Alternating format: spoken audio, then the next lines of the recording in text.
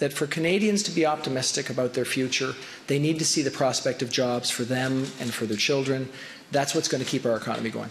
Finance Minister Bill Morneau delivering an update on Canada's finances. It shows strong numbers and growth, but much of it is in response to competition south of the border. We now find ourselves in a position where for the next investment in Canada, the ability to make that investment is 5% advantaged over the United States.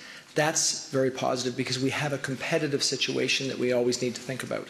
The government hopes to gain that competitive edge by allowing manufacturers of goods to write off machinery and equipment, and more write-offs for clean energy equipment and capital investments.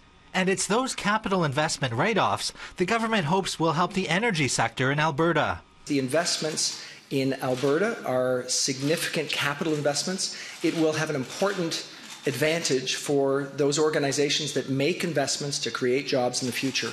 And I think that will be important for people in that sector. The fiscal update revealed an economy growing at 3%, increased revenues, and a deficit of $18.8 billion. Morneau was asked why, given the positive numbers, the government wasn't spending more to decrease our deficit. He says he wants to stay on course. People that would decide no, instead we should dramatically change tomorrow. And what that would mean would be that we would actually have to make cuts. We would have to have more of an austerity approach, which we think would actually have exactly the negative of what we're trying to achieve.